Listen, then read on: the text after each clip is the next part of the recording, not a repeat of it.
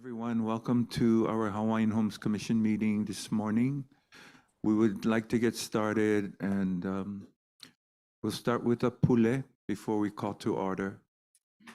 E pule kako, kia kua manaloa, mahalo nui for creating this opportunity for the commission to meet with our beneficiaries. Mahalo for creating an opportunity for them to come to us as well. We recognize that we are only as good as our team, and we must have our beneficiaries incorporated into that team so that we can deliver in ways that are meaningful and significant for those that we serve. We ask that you bring your presence into this room, that you immerse us in your light, in your ike, and your aloha. These things we ask in your name. Amen.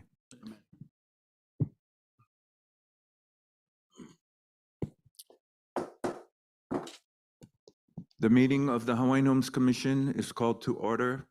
The meeting is being held live and in person at the courtyard by Kahului Airport and virtually via Zoom. I am Randy Awo, Vice Chairman of the Hawaiian Homes Commission. And today's date is Tuesday, October 17th, 2023. The time is 9:38.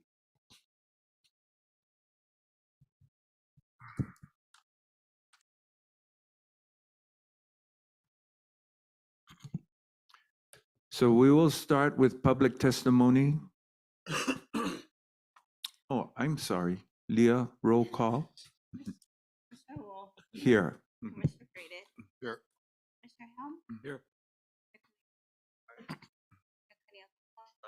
Mr. Marco is it? Here. Evan Aye. and Chair Watson. Please, Joseph. Okay, we will start with a public testimony on agendized items followed by J agenda.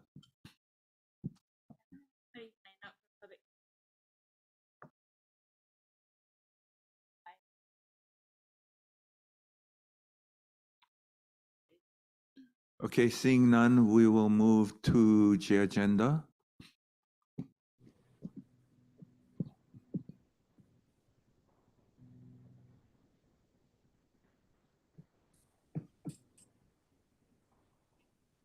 Oh, okay.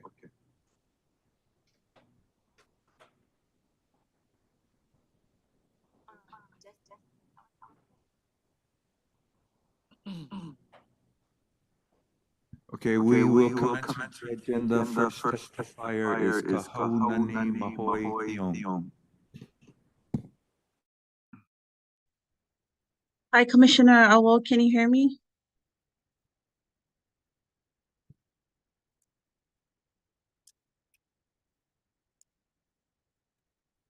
Commissioner Awo, can you hear me?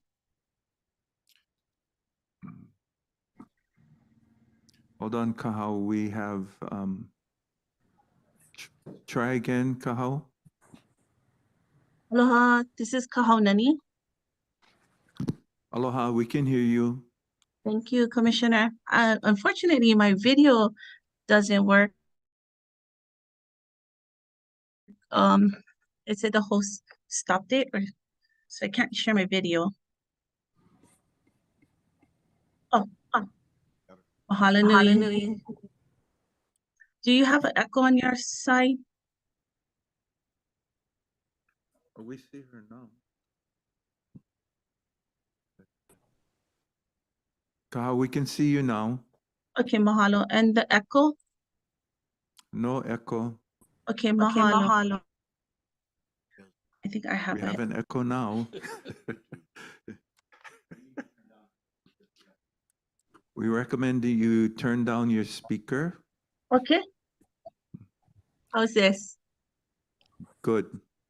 Perfect. Mahalo, co-chair, commissioner, our fellow commissioners and beneficiaries. Aloha, my name is Kahonani Mahoithon, operations director with Hawaii Community Lending.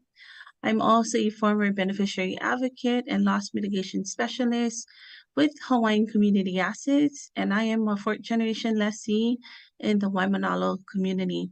Thank you so much for this opportunity to speak with you today.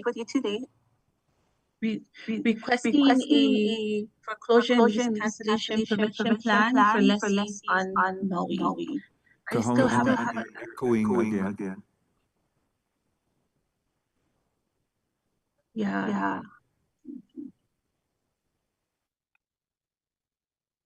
One moment, I'm in my Are you hotel on room. YouTube? You have your YouTube? I am not on YouTube. I don't think Oh, so. okay. Let's try again. What about this? What about now? Okay. Any try again. echo? No. Okay. Thank you. One moment. Okay. So today we're requesting a foreclosure and lease cancellation prevention plan for lessees on Maui. In this plan, we're asking the commission to consider the following: to put in place a 12-month lease cancellation moratorium for Maui lessees. In this moratorium, we're asking that all lessees have the opportunity to work with professional service developers to help alleviate the unnecessary stress while beneficiaries navigate the uncertain pathways to recovering in the Lahaina and Maui, and while Maui regains momentum in its economy. Last month, we heard that the commission did approve line action or action item D11. And so we are in support of postponing monthly payments for all direct loan mortgages for those that are affected through the wildfires on Maui, and also the county of Maui who were affected. We want to share with the commission that HCL stood up a pledge campaign for mortgage forbearance. I got this app. To Maui families impacted by the tragic disaster. And so far, we have received commitments from local banks such as ASB, First Hawaiian Bank, CPB, and Bank of Hawaii. And we're looking to get more commitments with other local banks to promote national services like Serve Bank and Home Street to join this pledge to support the efforts on Maui. We would like to ask the department to also be included in this pledge, which is mortgage forbearance for Maui families. Finally, the last ask that we're considering is to include in this foreclosure and lease prevention plan is to consider contracting for foreclosure and lease cancellation prevention services to assist the lessees during this critical time. Some of the services that we're considering is any appeals to lessees with mortgages that are not direct mortgages with the department, but with outside lenders through advocacy and professional services, or appeals through forbearance professional help. So we're asking the department to consider contracting for these professional services that are needed. Two final comments that I want to make. We just wanted to mahalo Lehua, your Nahasda manager, who helped push forward the HCL's collaboration agreement for a homeowners assistance fund for the island of Kauai and Hawaii County. So mahalo to Lehua. And then we wanted to mahalo Dean and his team to getting that collaboration agreement completed. And we are now up and running with the HAF fund on Hawaii and Kauai County. And then finally, the last mahalo to Commissioner Awo for the partnership in Leali'i to provide services through our Kanaka AntiDisplacement Fund. So mahalo nui for the opportunity to share regarding our request for foreclosure and lease cancellation prevention plan and the efforts and partnership between HCL and the Department of Hawaiian Homelands. So mahalo.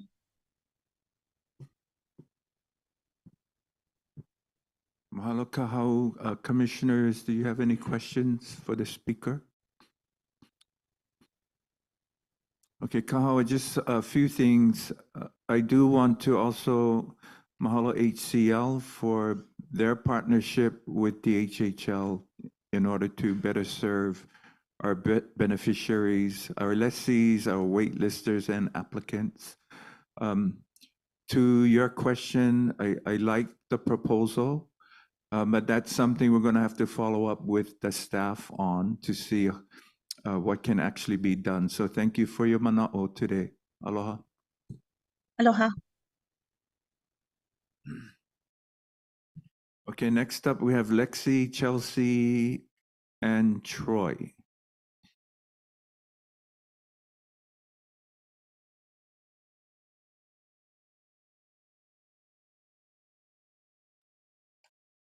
So I don't see them here, but I can speak if you wouldn't mind.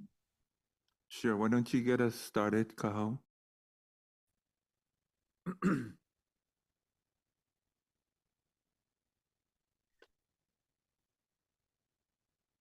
See Lexi. Is there, do you see Lexi on there?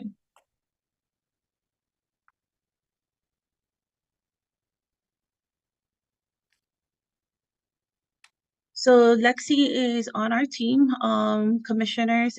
She was Kanaka Anti-Displacement Fund in last month's agenda.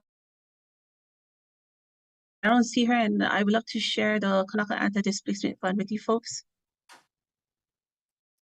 Yeah, why don't you share since they're not here, so we can get started. Yeah. Okay, so the Kanaka Anti-Displacement Fund, the goal is to prevent displacement of indigenous Kanaka Maoris from Maui and other areas impacted disaster. In the Kanaka Anti-Displacement Fund, we recognize that approximately one Kanakas have been displaced due to the wildfires out in the goal with the Kanaka Anti-Displacement Fund is to help provide with the goal of reaching out to our Leali'i, preserve the stewardship and access to Aina through this fund. Let me see. We're hoping Anti-Displacement Fund we bring to the Leali'i community loss mitigation, forbearance, mortgage, or grant and loans to pay for past due HOA fees, property taxes, and utilities. Also, through the Anti-Displacement Fund, we're partnering with Hawaii Community Lending, a HUD agency to provide such as counseling, budget, emergency action plan to address the immediate the disaster. Also through the Kanaka Fund, we're providing trained FEMA application assistance and deal with SBA's application and appeals. And then finally, the Anti-Displacement Fund, we're bringing we have an MOU in place, or MOA, I can't remember, a public insurance adjuster, homeowners policies to educate them on coverage, documentation lists, insurance appeals that our Kanakas may be facing with homeowners insurance. So we wanted to just present the Kanaka Anti-Displacement and what we plan to bring to our Kanaka Leali'i.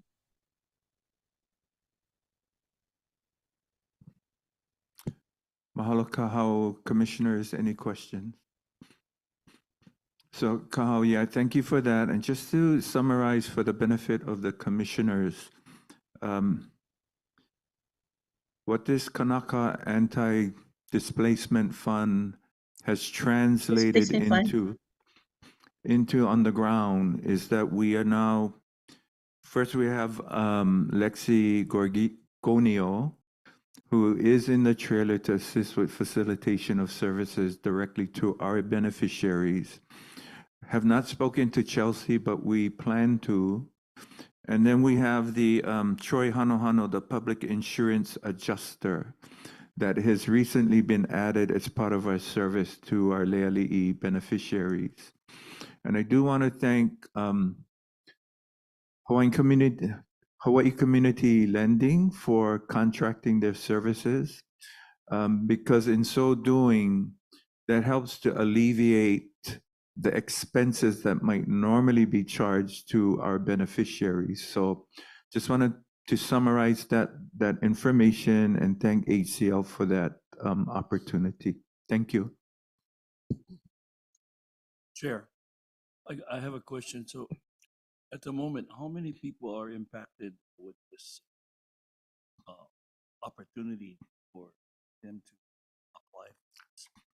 Yeah, so I would say all 104 have some form of impact as a result of the fire. It just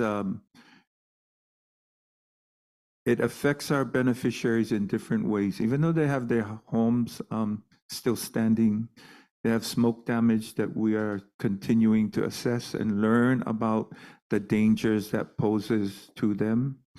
We have families that no longer have a job. We have an entire neighborhood that's situated right next to a toxic burn site. So there's just a lot of things that continually require our attention. Now, for the public adjuster piece, HCL has enough money to serve 42 lessees. They are in the process of raising more money so they can expand that to everyone, but that's still a work in progress. Yeah. Thank you for the question.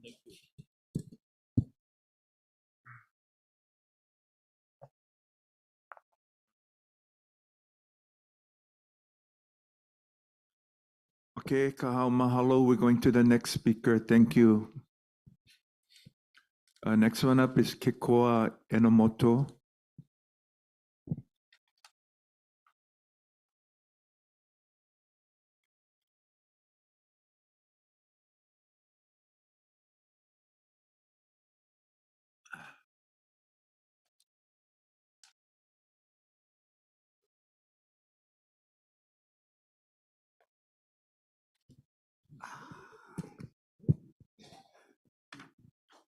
Good morning, commissioners. I appreciate you guys' time and you guys' effort and you guys' dedication to the Kanaka people. And it's very important that we all stay on the same page. My name is Norman Abihai. I'm a president of Paupena CDC. And I want to share a little bit about Paupena and what we're doing. I also want to talk about the fire. I also want to talk about the Maui project. So Paupena is a nonprofit that we are doing right now. We what you call we're okay, I'm sorry. Paupena's goal is to help you guys put the Kanakas on the land. And also our goal is to teach the Kanaka how to farm and how to ranch. And we've been doing that for now for about 5 years now. We also try to help our kupunas in Hara Farm because it's very important to put food in the ground so we can eat. And this last project that we're doing right now is a fire in Lahaina. We're working with several nonprofit people that has a heart for the Hawaiians up there. So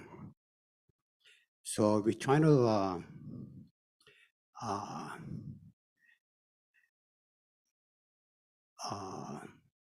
bring food to them. So that's our goal, is to help them eat. So we're working with several nonprofits too. One of the nonprofits is Hana Farms. He raises pigs, so that's one. The other one is that we're working with Donald Sterling up in Kikaenomoto. And then this other one is Bobby Pahia. We're working together, like Donald Sterling has access to the cattle up there. So last week we harvested 6 cattle. We bought our truck up there, our freezer truck from the kind of Homana Farms, and whatever we slaughter, it goes straight into the reefer. So we're trying to keep things pono and clean, so it doesn't get affected. We're trying our best anyway. So we get the cattle, we slaughter the cattle, we put them in a reefer, we hang it up for 1 week. We bring it down to the farm and we debone the meat, and we make hamburger and stew meat. So we supply 7 hubs in Lahaina. So we take the meat down there and we supply all hubs. We also do the pig. We slaughter the pig, we chop them up, we make them in pork chops or whatever that the kind is. So everything we do is we put them in the reefer so that thing doesn't get contaminated.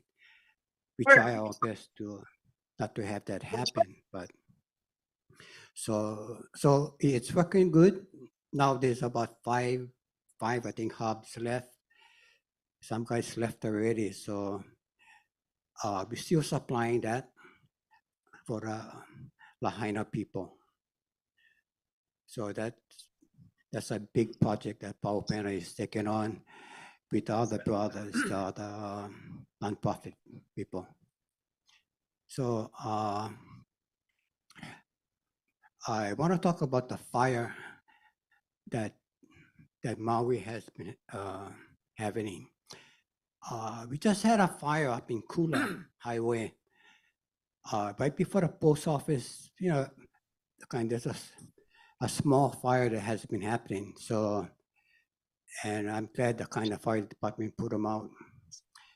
But my biggest concern is for Waiahuli, the kind of community, because there's a lot of open land below our community, and it's brown, and it's easy to catch fire.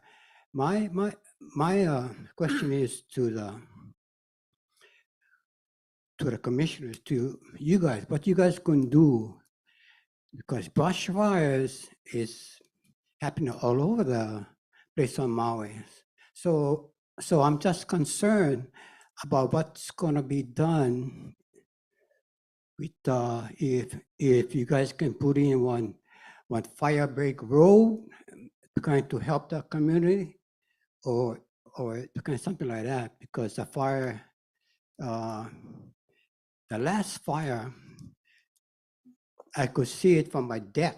It was right below us guys, and it's a good thing that the wind changed, because if it didn't change, that fire would come up straight to Hawaiian Homes. And then we will probably get some houses burned. But my concern is what you guys gonna do for the people up at Waihuli. So that's one of the thoughts. The next one I want to talk about the Maui project at Waikapu. My concern as a beneficiary, I want to know if the DHHL will buy that property. And I want to know how much DHHL will spend on that property, that 47.3 acres. And I want to know if DHHL is planning to buy more property. So I need some answers as a beneficiary. And I thank you for this time. Okay, mahalo, Norman. I don't know who can speak to the purchase if that in fact occurred, but I believe there was a tax credit kind of thing. But can somebody come up to speak to that?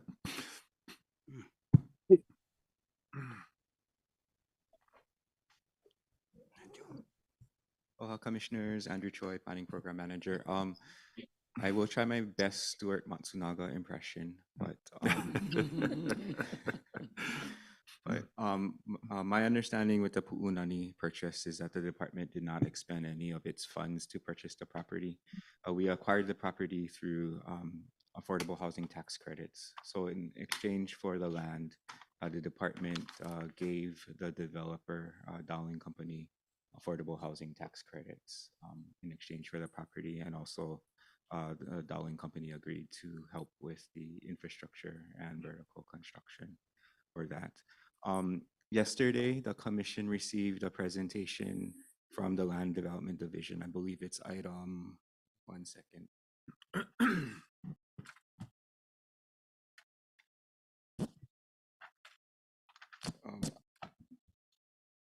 It was an update from our Land Development Division, item E2.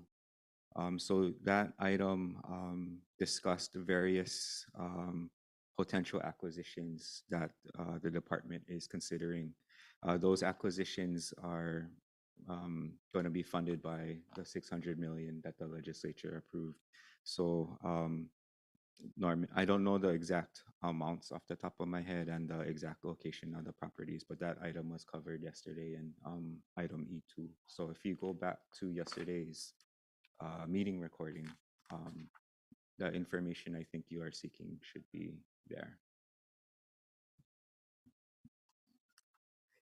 Thank you, Andrew.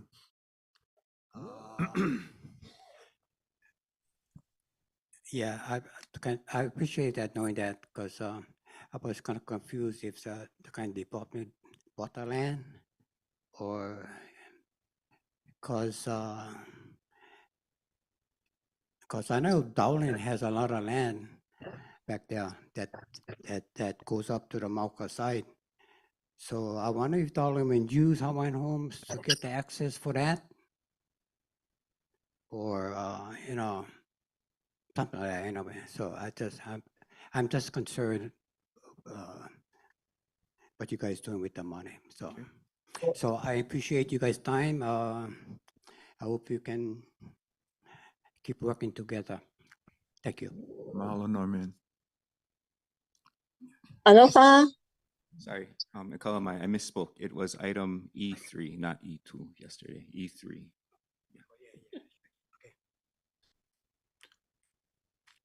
Aloha. Okay, next up is Kikaenomoto. Aloha, this is Koko. Can you folks hear me? Hello? Hello? Hello? Hello?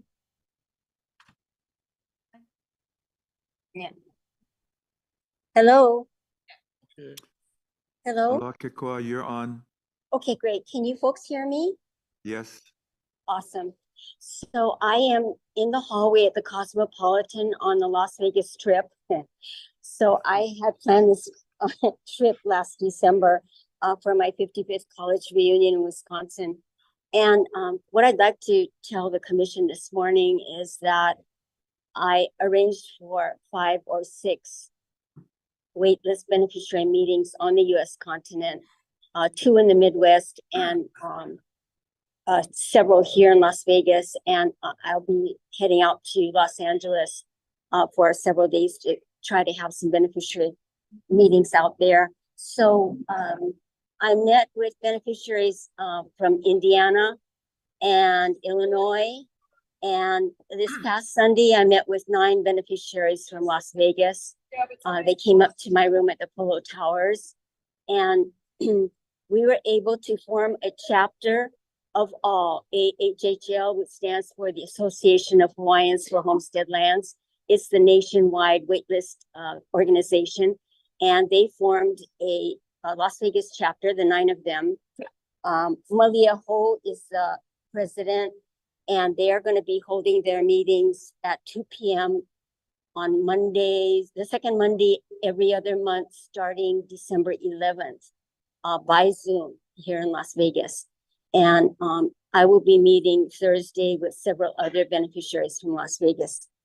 And so this is a continuation of a process that I began in May in Washington State. When I headed up there to go to my granddaughter's graduation, I held 3 meetings up there, which you may have heard about last night at the community meeting. I'm sorry I wasn't able to be there. And I want to welcome the commissioners to Maui. And on behalf of the Maui Lanai Mokupuni Council, of which I am the president through the end of this year, and also on behalf of Pa'upena Community Development Corporation. You've just heard Norman, he's the president, testify, and I am the co-founding with Norman, chairwoman of the board of that beneficiary entity. And I just wanted to dovetail on what Uncle Norman said. I think his concern is, and Bobby Pahia and I have testified on this before before prior commissions that predate the composition of this commission, but we have sought the right of entry to 5,000 acres below Waiahuli subdivision. We would like to manage that. Pa'upena would like to manage that in terms of fire mitigation. So to mitigate any threat of brush fires there. It's acreage that was being leased to a Japanese rancher. It is now sitting there fallow, and Pa'upena would like to manage that. And we now have a right of entry to 127 acres. The right of entry was granted to us in 2018, and we are just finishing up with our due diligence on that. The original request was for the 5,000, and the commission approved 127. They wanted to see how we manage that. So we have gone through the due diligence process for 4 years now, doing all the assessments, and we're just wrapping up the archaeological review, which I know Archaeology has indicated they will give the final report to us at the end of this month. So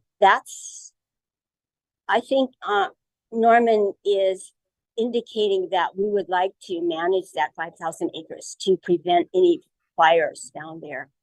And in terms of what Uncle Norman said with regard to Everett Dowling's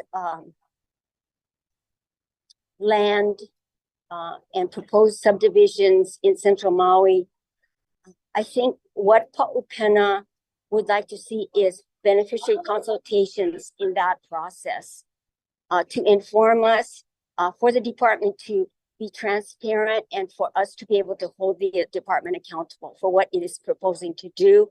And also, according to the general plan that was just approved for 2024, marching forward to involve beneficiaries in the planning process. Yeah, that is a priority of the general plan. And we would like to see beneficiaries have input into the planning process.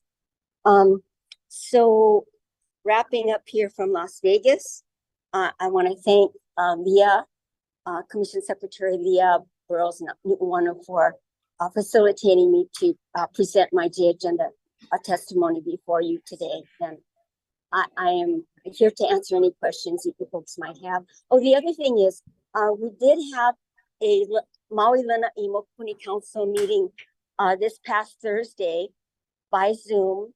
It was a 2-hour, very animated discussion. And one of the things was the agendized item that, and I don't know if you folks voted on it. I know you were going to go into executive session on it. It concerns the commission chairman, Cully Watson, being able to negotiate the transfer of 403 acres for Leali'i 1B.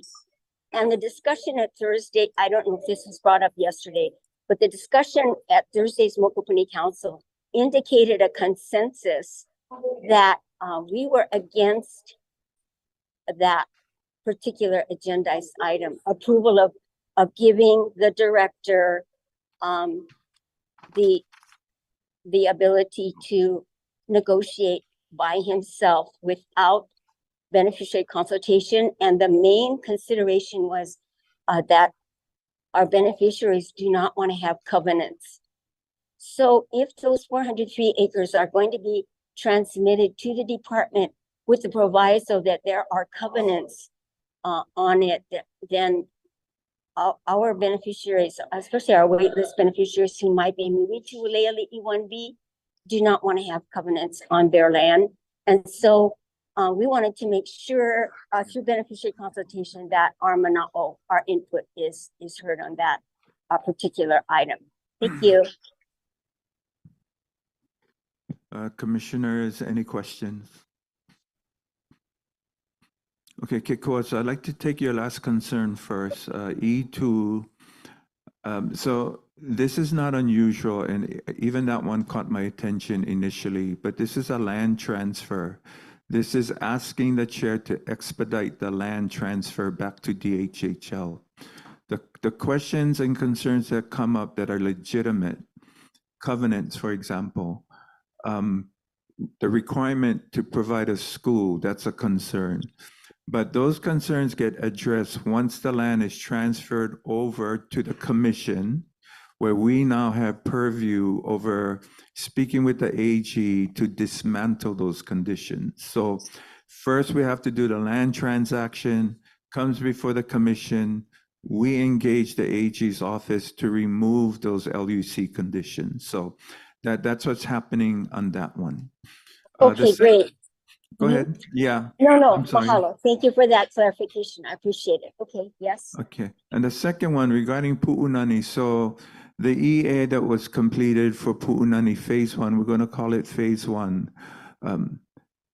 No other dirt is moving yet and any other proposed phases. So phase 1, there was at least 3 beneficiary consultations that occurred on that. So the beneficiaries have been consulted. Also, the way the lots have been designed, 137 turnkey, 24 vacant lots. Part of that goes back to a 2020 beneficiary survey. And this is basically what most of them wanted. The vast majority wanted turnkey residential lots, and the rest was for vacant lots. So this does align with what our beneficiaries are asking. And any additional projects in Pu'unani will be subjected to beneficiary consultation. And Okay, that's all. thank you very much, Commissioner, for explaining that. I appreciate it. Okay, you're welcome. Thank you all. Have a good day. You too. Aloha. Thank you. Aloha, mahalo. Noilani Peressa is up.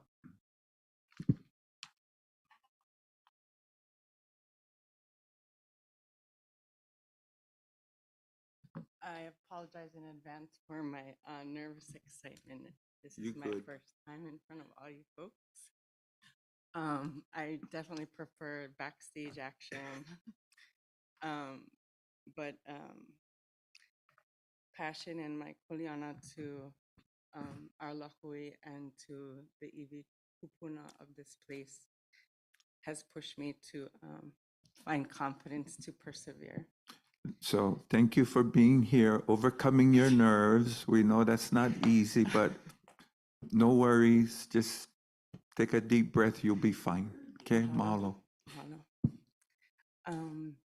So aloha kako o Noelani Peresa Ko'uinoa, noho au ma pu'ali komohana o Koloa Kauai mai Hanau. He kaua no ko la hui au I ka hui pa'upena CDC ma 2020. Mahalo nunui ya o ko no ke io hui ana. Mahalo nunui no na kupuna o pa'upena. Ana ke koa Inamoto me Anakala Norman Abihai. Hello, everyone. Thank you for this opportunity to share our work in Kula and our plans to move forward. My name is Noelani Peresa. I currently live in Kahului and am lineal descendant of Maui Komohana. I have served as a volunteer and advocate for the community via Pa'upena CDC since January of 2020. And we can start with our presentation. So right here is the view from the top of the 127 acreage, just below the highway. The view of West Maui Mountains watershed and the view of our tree line. Most of it is invasive plants, and we also have an ungulate problem up there.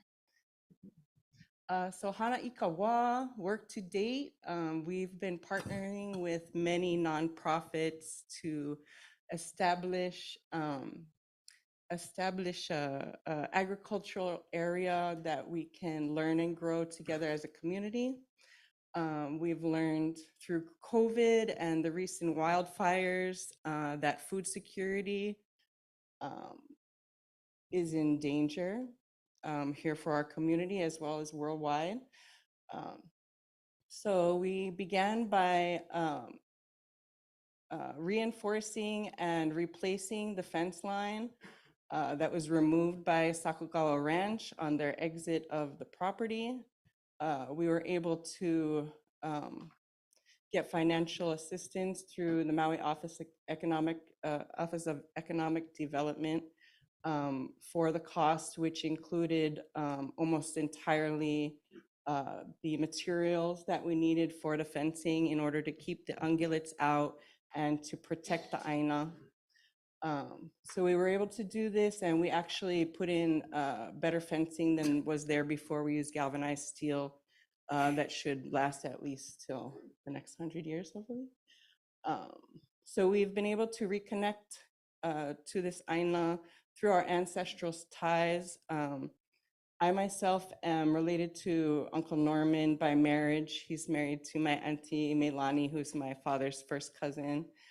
And so through our mo'oku auha, we've been able to confirm our descendancy to this area.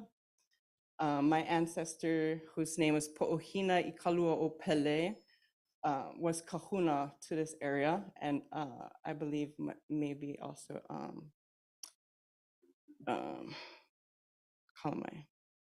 anyway, I'll come back to that. So we've been creating a space that allows our beneficiaries to learn vital life skills, ike kupuna, as well as modern day sustainable agriculture, permaculture, and other ways to improve the lives of our people. Next slide, please. Okay, so Hana Ikawai, caring for the water. Before I start this, I want to thank you all, commissioners and everyone who was involved in creating programs for the DHHO water class this summer for our beneficiaries. It was very informative and it is very beneficial during these times. So we want to continue our stewardship and continue to malama this aina in several ways. We are still working on water access There's quite a lot of red tape when it comes to receiving a water permit or meter or water credits, or however the Seaworm and Department of Water Supply work it out. But we are doing some more off the grid type of work up there, including water catchment systems and different type of technology we can test out for our beneficiaries prior to them moving to areas such as Kahiki Nui and other dry areas that may not have the water available. We would like to work on improving food security, soil regeneration, root system health. The Ahupua'a system allowed our ancestors to protect the Aina and the Vai and our people. And part of that was a very healthy soil and root system so that flooding and other cataclysmic disasters would not affect the food system or the lives of our people. So we feel very strongly that strengthening the community while also empowering our beneficiaries with skills and knowledge to protect and perpetuate the Aina and the Ohana. And then Hana Ika Vai Vai, moving forward. So recently we've been just recently we've been able to almost complete our due diligence. Delays that we were not able to have any control of in doing this in a timely manner included the pandemic COVID-19, the extreme climate change type of storms that took out a lot of the trees in Kula, had flooding in the area, and then recently the devastating wildfires on Maui. But we are all moving forward, taking care of each other, and trying to holomua in the face of this crazy, chaotic times. So we're working with the state and federal agencies to be able to affect change for our lahui and guarantee success and sustainability for future generations. Okay, so this is an image from Archaeology's report.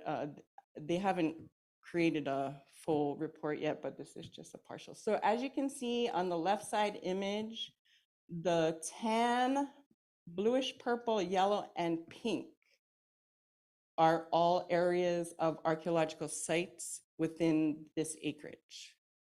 During the past 30 years, they've been desecrated, pummeled, and probably stomped on by all types of ungulates and the animals that were being sheltered there and using the pasture for grazing.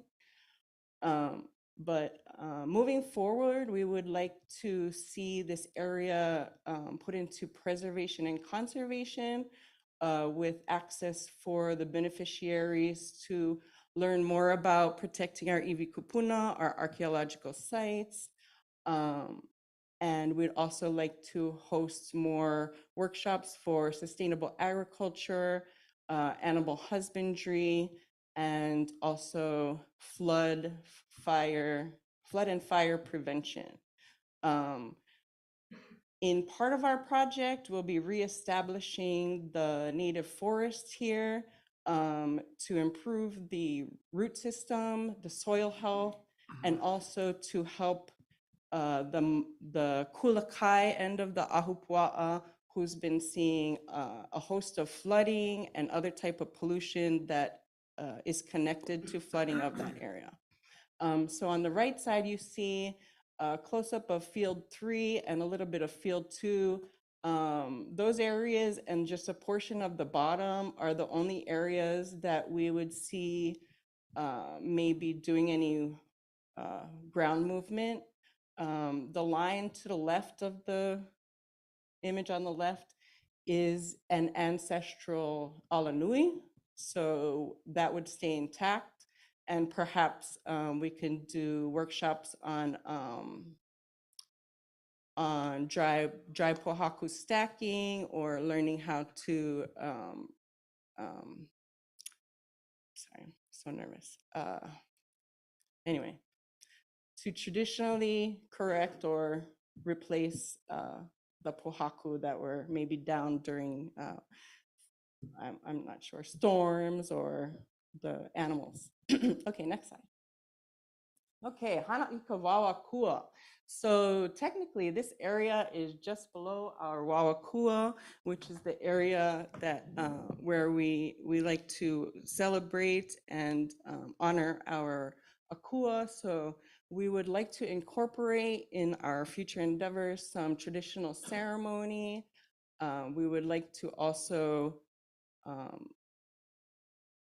assist with food security and creating new protocol to impact future legislation by taking responsibility for this Aina Kupu Kupu and her archaeological sites, which allows us to evolve the status quo of desecration.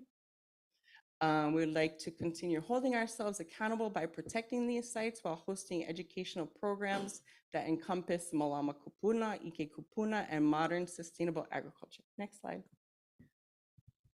Okay, so this is just a breakdown outline of our future hopes and planning. Hana e hiki mai ana, so our future work that we'd like to do, which does include revitalization of this area, healing for ourselves and our lahui, flood prevention, as well as fire prevention, sustainable technology, and little to no impact on sensitive archaeological sites. Next slide.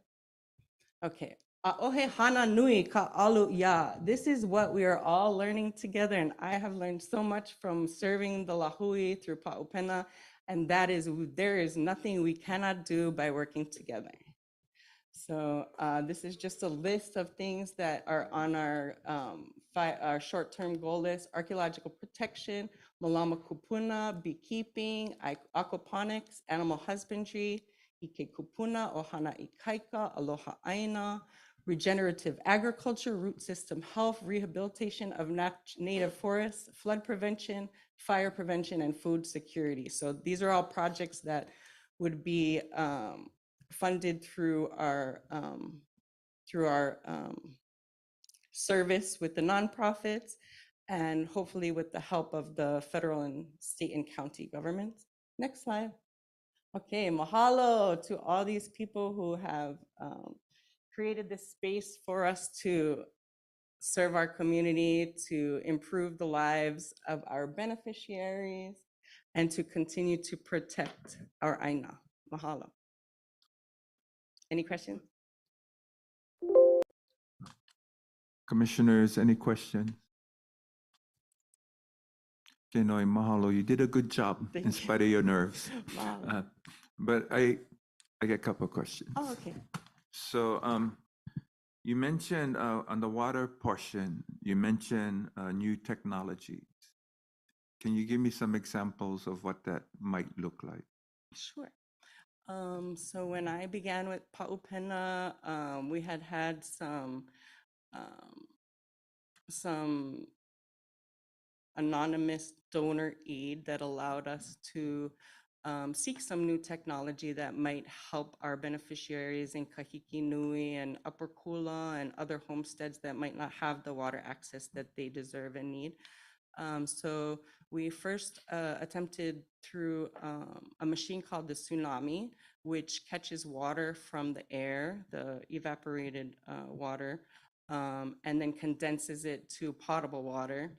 The problem with this machine, though, was it didn't have the capacity that we're looking for to serve in a long-term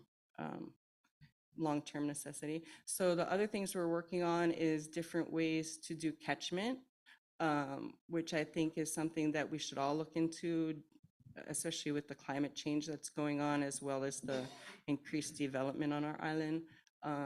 Maui Komohana is very different from the rest of the Pai'aina, as our water is mostly privatized. And something I learned this summer, actually, through you guys' water class, is that DHHL has the power to not only to not only create new sources of water, but also they have the power to take over privatized water sources to benefit our beneficiaries.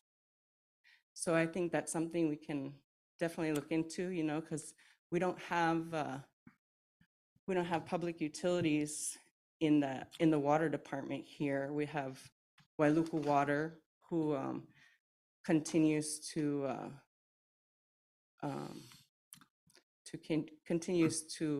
kind of monopolize the water on the west side. I'm sorry, yeah, the west side. And then we have EMI, who diverts 3 layers of water diversions from the east side and continues to create new diversions, you know, daily pretty much. So yeah. Okay, so thank you. When it comes to the term, the department has the power, and when you connect that to water, that's not a discussion. That it's a very complex situation. And So that's a fair question. It's a fair statement, but something that requires more deliberation. I understand.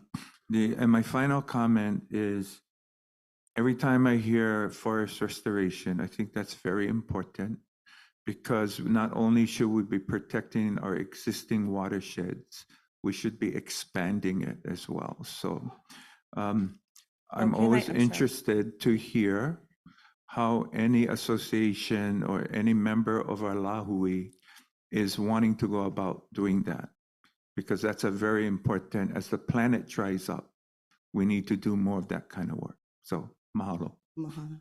Just a little comment though. The forest rehabilitation would also assist with flood prevention and fire prevention. Agreed. Mahana. Okay, thank you. Mahealani went.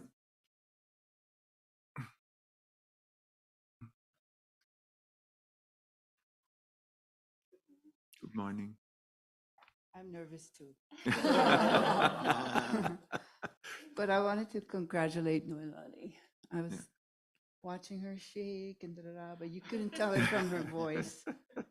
I learned a lot. Thank you.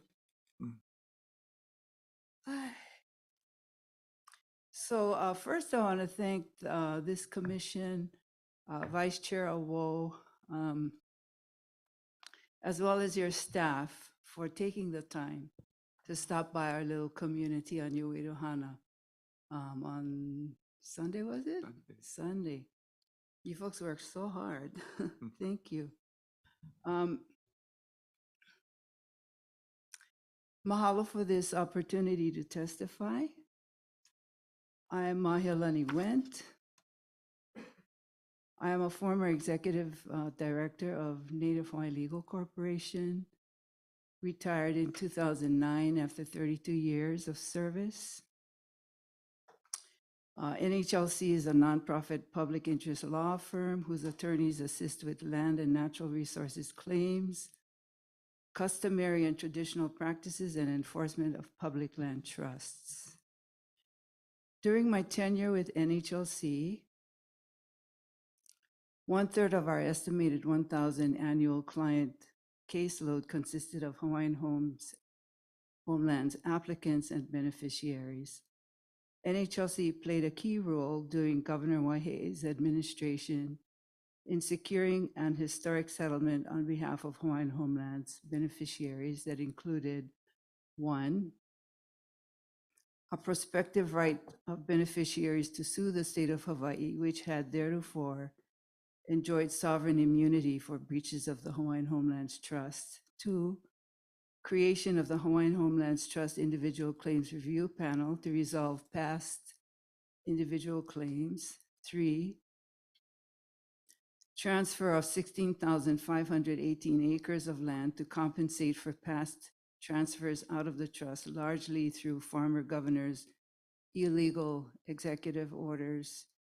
And 4, $600 million, $30 million to be paid out by the state of Hawaii over a period of 20 years to DHHL. When Governor Waihe's successor, Governor Kikaenomoto, dissolved the Individual Claims Review Panel, NHLC recruited attorneys from the private sector experienced with class action lawsuits to bring the Kalima case lawsuit, class action lawsuit, which is moving towards resolution, but is still unresolved after 24 years. My mother died on the waiting list. My siblings and I are claimants in the Kalima case. Since my retirement, I have resided in Wailua Nui, East Maui, and we're really familiar with EMI, by the way. And I'm here today to support the testimony of Jerome Kikivi Jr., President of Namoko Aupuni o Ko'olauhui, our community nonprofit organization. Junior Kikivi attended this commission's Hana community meeting on Sunday and advocated for a pre-qualification lineal descendancy standard to apply when considering awards in Ke'anai Wailua Nui. My husband, Ed Wendt, was president of Namoku since its founding up through 2008, almost 25 years. He was president of Namoku since its founding and stepped aside when Jerome succeeded him. I served as volunteer administrator for 15 years until last year, and I'm very, very familiar with the nonprofit's work. Kalamai, like I said, I'm nervous too. As has been pointed out numerous times over the last several decades, since the 6,518 acres were transferred to the land trust as part of the above described settlement, Ke'anai Wailua Nui is an old, well-settled community with ancient roots. They still farm the same taro patches, maintain the same awai, fish, gather, and hunt the same places as their ancestors. Ke'anai Wailua Nui had, for the most part, been undisturbed by so-called progress over the centuries, accessible only by boat or trail. This isolation enabled traditional subsistence practices to continue as a daily way of life. Hana is, remote, but it's sort of considered a hub compared with where we live. Ke'anai Wailua Nui is an anomaly with respect to its land status as DHHL lands. Smaller lots suitable and used in the past for residences and taro patches are scattered randomly throughout this traditional subsistence community. The larger parcels have been traditionally utilized for community pasturage. It is not DHHL's typical blank slate of contiguous undeveloped land. There exists great concern on the part of our current residents that settling awardees who have no clue, understanding, genuine appreciation, respect, or actual experience engaging in traditional practices will cause great disruption and division within our community. As Jerome Kikivi points out in his testimony, several rounds of community surveys and numerous meetings going back several decades underscored and strengthened this concern. Jerome expressed his gratitude for the cultural sensitivity demonstrated by DHHL's planning staff and its contractors in recent years. They have been well received and are appreciated. But ultimately, our people want to protect, preserve, and perpetuate the unique character and essence that is Ke'anai Wailua Nui for future generations. I am here today to ask that this commission please take seriously our community's sincere concern that lineal descendants, many of whom are on DHHL's current waiting list and qualify for an award, be given priority consideration by applying a lineal descendancy pre-qualification criteria for Ke'anai Wailua Nui awards. In the past, there was also discussion about the possibility of creating an aquaculture waiting list for those who could demonstrate technical knowledge and hands-on experience engaging in these traditional practices. However, the goal of protecting the unique character of our community can be accomplished. We appreciate this commission's taking our concerns to heart. Thank you for this opportunity to testify. When I submitted my testimony, I also included a copy of Jerome's testimony, which sort of goes into more detail of our past efforts to emphasize and underscore this concern. Thank you. Aloha. Mahealani, Aye. first, commissioners, any questions? If not, I want to mahalo you for being here today and for your many years of service through NHLC. Thank you.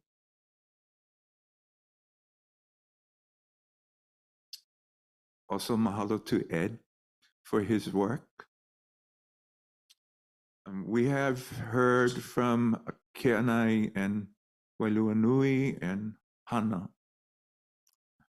Their request to have lineal descendancy preference. Don't have the answer for you today, but we hear you. I think I'm just going to call that a work in progress because the system currently does not allow for that, but we are listening and we're contemplating how we should move that needle forward. So mahalo for everything you've done as well. Mahalo nui. And we really truly appreciate you guys. You both have a beautiful day. You do. too. Let's prepare.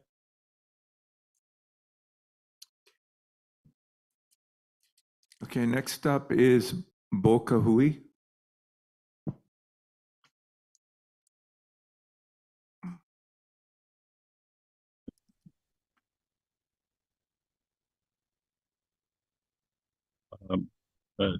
Can you hear me? This is Chairman. We can hear you, Bo. Aloha. Aloha, Kaka, Koko. Thank you for having me here on the J agenda. I have a few items I'd like to take up. And just to report back after my review of, I think, G2 regarding the lessons learned. I wanted to state just for the record that there's no reference with respect to Laiupu 2020 and its engagement in the Kulia Economic Program. Our board were participants of the Kulia Economic Program, and in fact, we were then certified to do economic development under the program. We did receive the funding of $250,000 to promote the Laiupu 2020 initiative and its master plan.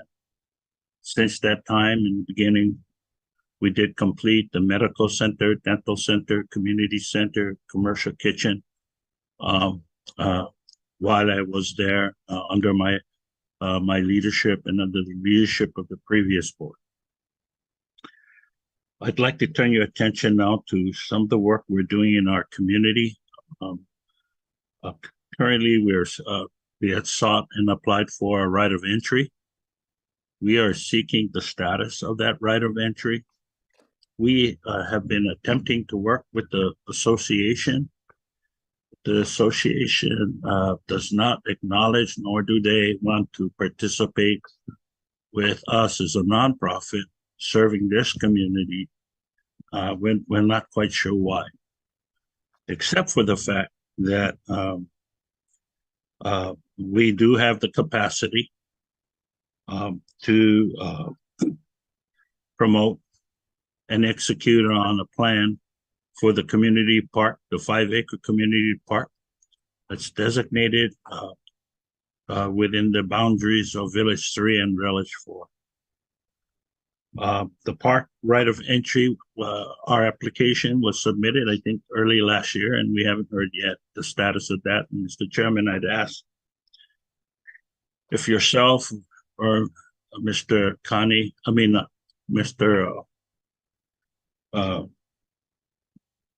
Chairman Watson pursue this matter for us.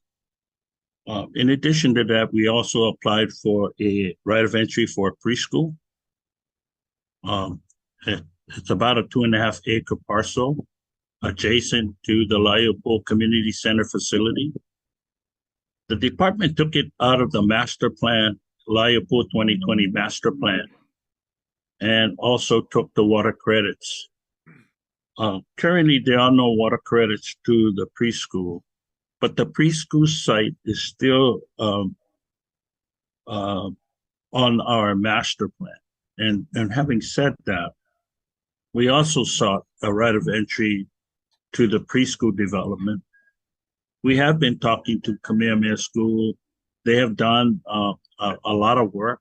We're taking that effort and bringing forward that effort for a planning design. We hired an architect. The architect is standing by. We sought grants last year at the state, and I think we will seek another avenue to fund the preschool. With respect to the park, we've got a lot of support. We've done our due diligence to meet with the community. We've noticed the community, conducted a survey, met with the community, the architect, planners. We all met with the community that came out to the meeting, and we feel that we've had the expertise to move the park development forward. Now, the Village Association Board really wants to put up a IMO, which they've been denied in part because of the fire hazard and fire risk up there. But they haven't met its minimal obligation under the right of entry to at least meet with the community or engage the community. This is the difference between Laiopua CDC and the Villages of Laiopua Association Board. Having said that, and respectfully, we don't think they're qualified to do this work. And in fact, I don't think any board member on that board meets the minimal qualification to conduct community economic development. So it's within your power to provide a right of entry to the park and the preschool. We hope that the department will look at those facts and come to the conclusion we have, and that we're more than qualified to pursue this action. We will submit grant proposals, both to the department and to the state, and possibly the federal government, to move these initiatives forward, both the park and the preschool. We've got the county support for the park. So we're working with the county planner, James Komada, who has been working at least with the department on this matter. We hope to further detail our park plan as we meet again with the community. We've got two more items. The water development is a priority project. I know that the department has taken up this initiative to acquire a property in Holualoa for source development. We know that there's a due diligence LOI period, due diligence period in which the department is seeking to complete its ESA study, environmental survey study, to include boundary meets and bounds survey, the hazardous materials survey, and then of course the completion of the state chapter 343 EIS study, which I understand is nearly complete. My hope is that we can complete the acquisition sooner than later. And then the planning stage could occur with the department to execute on the well site development, which was included in our packet when we made a report on May 15th to the commission testimony of the acquisition. And so we look forward with the hope that the department will accelerate the acquisition, accelerate the planning process. We believe that this is a major component for the development of the housing plan for the department. Laiupua CDC is also engaged in broadband development. We know we weren't selected along with Kuhio 5G related to a RFP that was put out. The project estimate for the inventory assessment was $6.5 million. Unfortunately, we did not succeed. But we'd like to get the department to give us a status on that. We're not sure if, or we have not been reached out. We really don't know what's going on with that. Lastly, Nexamp. Nexamp also succeeded Laiupua CDC in the development of PV on the PV farm at the Kalawa property. And the department provided them a right of entry. They're supposed to do their due diligence. But, you know, as a stakeholder here, we haven't heard anything from those guys. And we're talking about almost 2 years. They have a 3-year, I think, due diligence period. I tried to contact their development director. I think his name was Mr. Billet, and I haven't gotten a response. But that particular initiative was supposed to help reduce the cost of our energy bill here in the homestead. And more better sooner than later.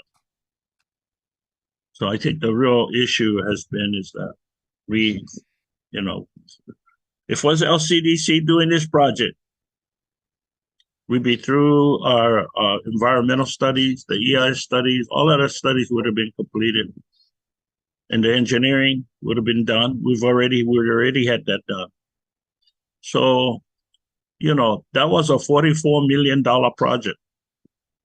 And we did not, as Native Hawaiians, as a Native Hawaiian for-profit PV energy producer, we did not get that project. But again, that's okay. Where is the project? What is the status?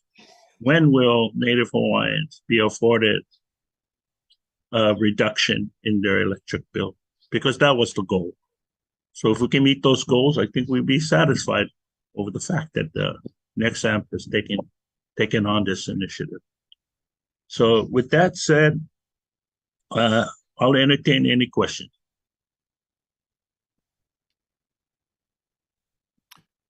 Mahalo, commissioners, any questions?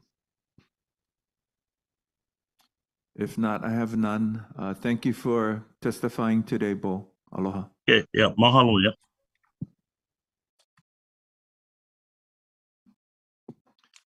Terry Napiahi is up.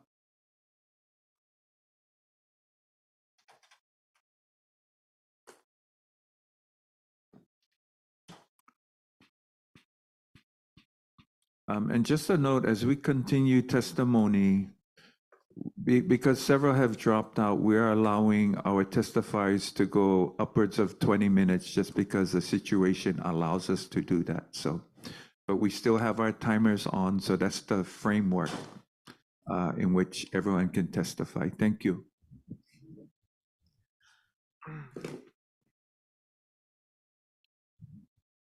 Aloha mai, Terry Napiahi from Hawaii Island. I appreciate all of you giving us this time on Maui for presenting you some information that we're continuing from my last 3-minute testifying. So today, we're going to start with a video. It's 7 minutes. And then I have Palikapu Deadman, the president of Pele Defense Fund here to help me with, and I'm also with the Pele Defense Fund and a beneficiary on Hawaii Island, and in regards to geothermal. And I would hope that you would take this time to ask us the questions after this video, where we're going to be explaining a little bit about where we're at. Our community members from Puna, our community members from Kona that have experienced exploratory drilling. And so I appreciate you. This is a video that was done at the County Planning Department, and and Polly's gonna explain this situation and how far it's gone with the issue of geothermal on our island. Mahalo.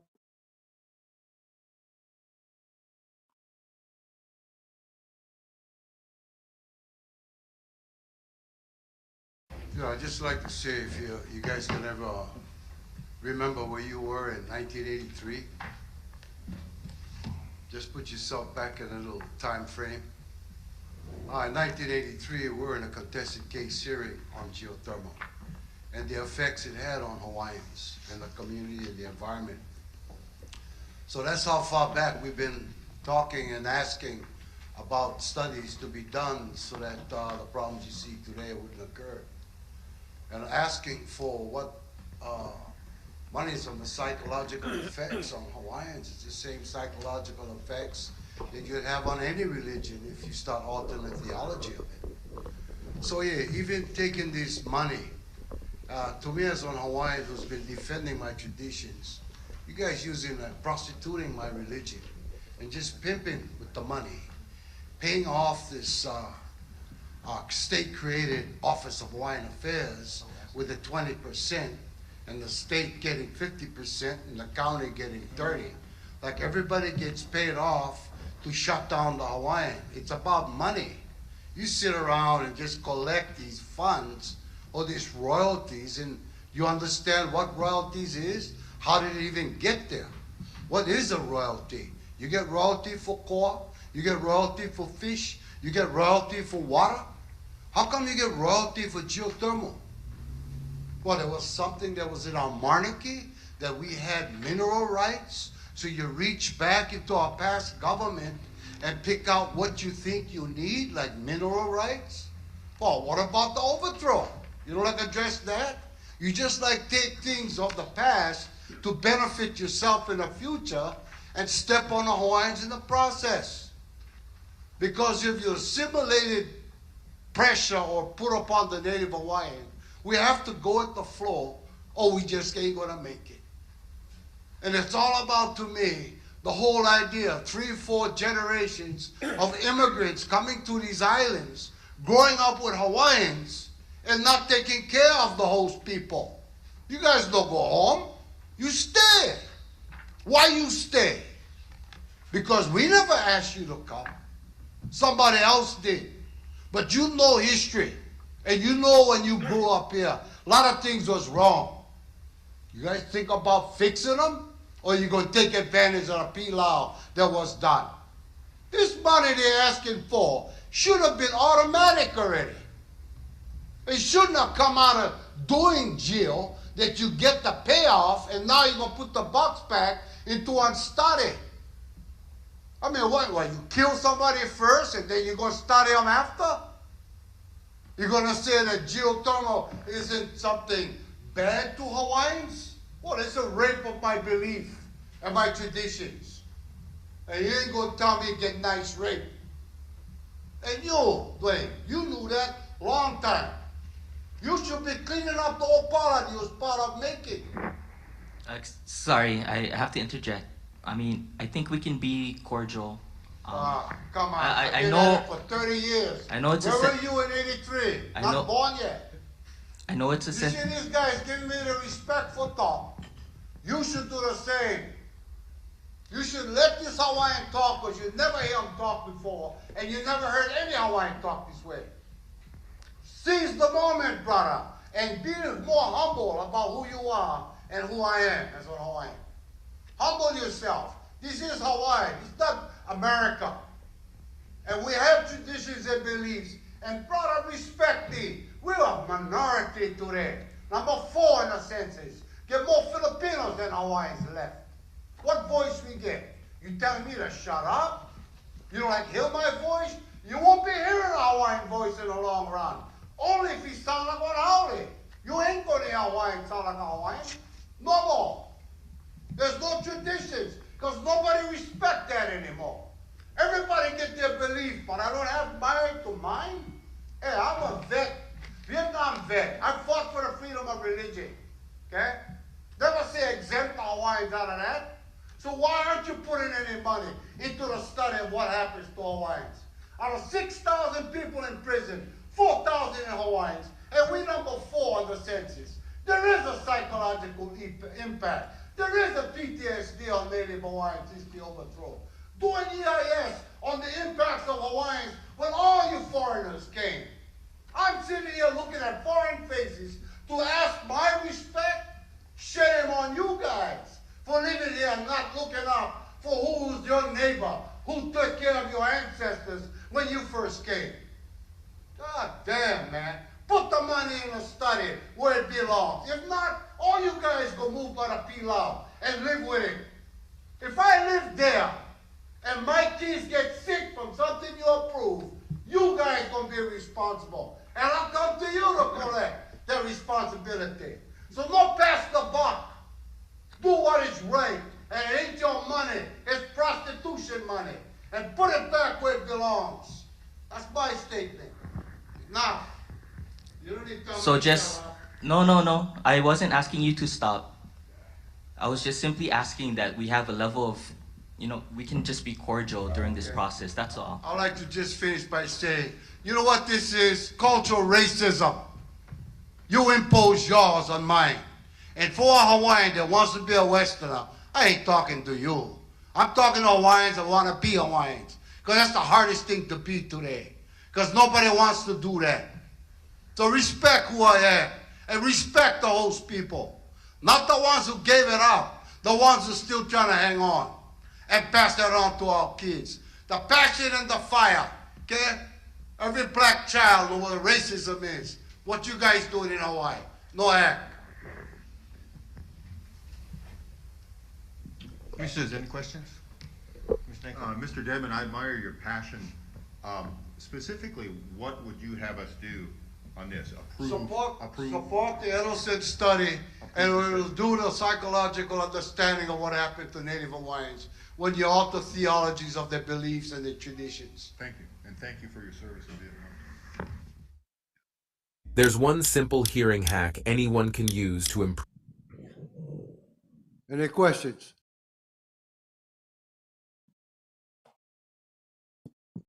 Aloha, Deadman. It's been a while. Yeah, I know. I knew you when you was dealing hard in Yeah. 1980. Yeah.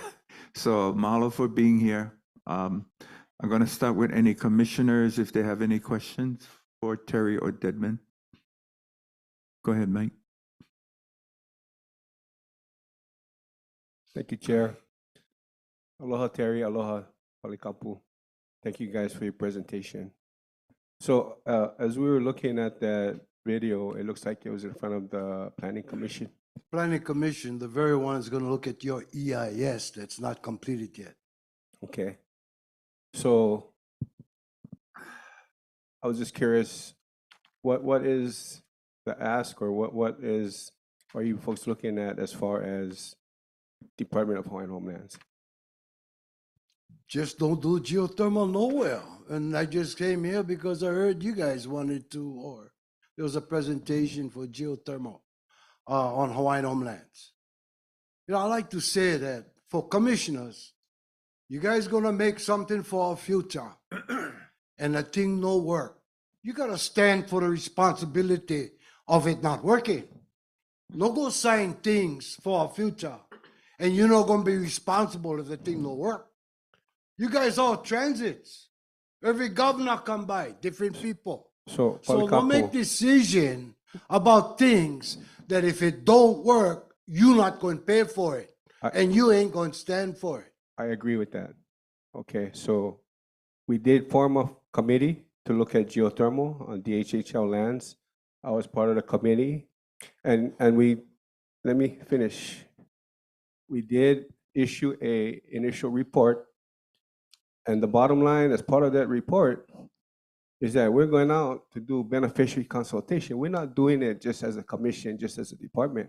This is going to be about the whole entire state chiming in. So I really appreciate your mana'o that you guys sharing, and we're going to go out to the entire state. The Hawaiians don't owe the state nothing. The state get off the airplane every day about 1,000. I'm talking about Hawaiians living in the state will be consulted.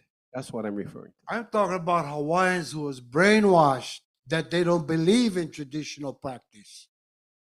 As a Hawaiian put on this earth, my life wasn't supposed to bail out Westerners' economy problem with energy. Okay. That ain't my purpose. My purpose is stay Kanaka, like everybody, indigenous people in the world stay the same. I just like be who I was raised to be. And you know that from way back. My mother was protesting. You guys had my mother arrested for protesting. You might know that. My purpose for Kanaka is stay Kanaka. You like be somebody else, that's your choice. But I'm saying that when you guys make this choice, put your name down that you'll take responsibility. When people get hurt like geothermal, the Kanaka get hurt first, and all the Haoles and Hawaiians live around them, been sick for years. They got lawsuits against this company. They had to pay millions in the lawsuit. They still getting sick. I'm saying that Hawaiians' purpose on this earth is not to bail out the state's economy and the state's problem. And you know something I've seen too? I've been to a lot of Indian conferences this past couple of years. We're the only place in the whole United States where the state maho'oe into the Kanaka affairs. The states do not bother into Indian affairs. Do not go on a reservation. Do not destine Indian future. But in the state, we get everybody stick their 2 cents into Hawaiian affairs. DHHL, which is like Indian reservation. Now, who all you people, not chiefs, not tribes, but in Hawaii, look, that's who tells us what to do as Hawaiians. Hey, up there, they get one chief that runs there, because they'll call Hawaiian homes. We had one chief named Ige when I went up there. The Indian laugh at me. What? You guys run by the state? The state own you in Hawaiians? What you guys like? Invisible slave owners? You destine our future? You guys only been around till 1920, and you failed all the way. Why you and fail? Because it's not our voice. It's the state's voice. What's the Kanaka? I told you on the census. Number 5, what voice we get? Then we let the other voices keep running our life. And this is 1920. You're not even the real Kanaka. The real Kanaka still there. And the one who can get their land stolen becomes Hawaiian homes. And the Kanakas don't get to pick you guys. Who pick you guys? The beneficiaries. Won't you work toward them picking who they like to run their homestead? Not the governor pick you guys up. You guys jump on an ego trip, and now you guys sit there like you. What? More ease? Shame, man. When the Indian run their life, not the state of California or North Dakota, but in Hawaii, we get everybody in legislature talking about Hawaiian homes. They make departments talking about Hawaiian homes. Never a Kanaka talk about himself. Then we get so many Uncle Toms that all act like Westerners. So where's the tradition left? You know, the Indians, I went to their ceremony. Thousands are still hanging on to their traditions. We're Hawaiians, we line up for go Kamehameha school. The Indians will never send their kids to a missionary school. You went through that already. But in Hawaii, the whole place is Christian. I'm saying, yeah, as a traditional Kanaka, we have never got a benefit from the Christian. So that's my point of view. I'm now one Christian. I'm one Kanaka. I don't like being one wash up Hawaiian. And I don't like being one brainwashed too. They get enough Americans in America to stay American. How much Kanaka we get left to stay Kanaka? Who's supposed to save us when we're in danger? People like you, Mike? You're just there for money. And all the money you make is to killing Palestinians today. You work for an Israeli company. And all the benefits that you rip me off as Hawaiian goes there to buy bullets to kill the Palestinians. Nah, I'm just telling you the truth. And I'm just telling you what's up today. I'm not making up one story. This is not from my grandpa. This is what's happening today. So I'm just saying, if you guys going to do geothermal, it's pilau. It's already got problems with how it sick people out. And it really craps on my tradition. Big Island is Pele. It ain't Oahu. It ain't Maui, unless you want it to be. But it is Big Island. Let Big Island be Pele. It's world known who Pele is. Respect that whole entity, that idea, that belief, that spirituality, because that stay there came from there and never changed. The only thing changed is the Kanaks. Anyway, that's my point of view. Mahalo, Deadman. So it's noted you oppose geothermal. We have that as part of the record. Terry, you have anything you want to add? Sorry. Yes. I just wanted to explain what this is all about. The County of Hawaii did actually approve a study, a social psychoanalysis on the impacts of our Native Hawaiians. And it has already been done. A preliminary report has been done. And this is eventually going to be finished and finalized by Edelstein, right? By Mike Edelstein, who has been given the monies from the county to do an impact on our Native Hawaiian religion and the impacts it has on the people. And it's almost done. And we just kind of wanted to all let you know that this is going to be huge for the families like Pali, who honors Pele and who is going to be probably using this in court when the time comes that geothermal is going to be drilling on Hawaii Island. And that's just what we're here for. We wanted you to know what you're going to be up against if you do exploratory drilling. The exploratory drilling is, you know, you're going to say it's just a test, but the drill is a desecrating act. And that's what I wanted to let you all know. The drilling exploratory is the desecrating act upon his religion and many others, which is going to be presented. And that's what I wanted to let all of you know to take into consideration. So that legislative bill that you proposed for funding exploratory explorations on drilling, this is where it's going to go. Okay, so Terry, thank you for that. And no decisions have been made. We just at the very beginning of a process. We realize that part of it, as Mike mentioned earlier, it's a consultation process. As information comes forward, of course, we have to deliberate on that. And so I just want to close with that. We appreciate you being here today. We've heard your voices. And one more thing. Okay, go ahead. So I think I watched the video where you asked someone what happened to the Hualalai issue with Don Thomas drilling 22 holes. We were the first court case in the environmental court. It's a new established court system, a court that was never formed before. And we were the first in the environmental courts.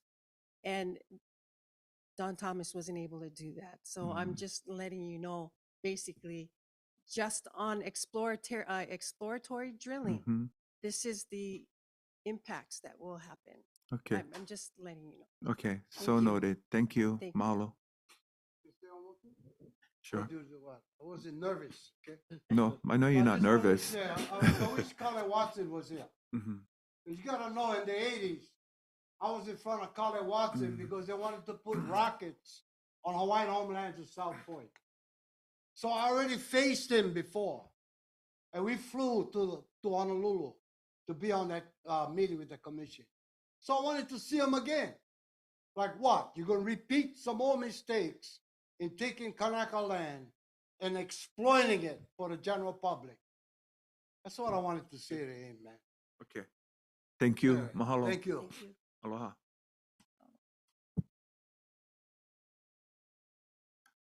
Okay, next up, Jesse Wallace.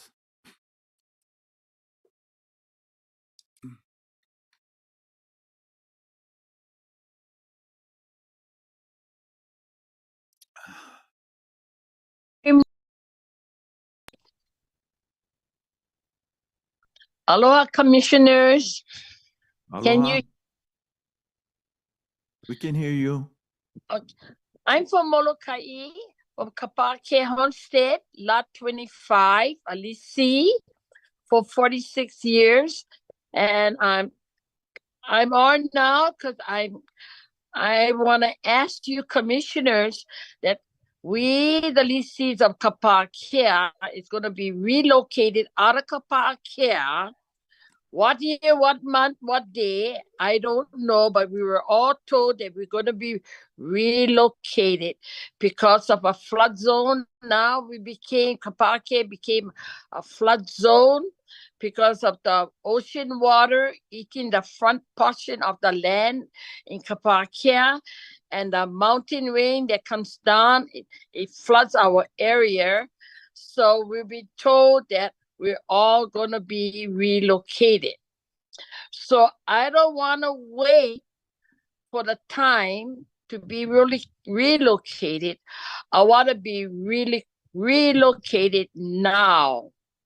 And I would like to pick the place where I want to be relocated and not DHHL have the choice to put me where they want to put me.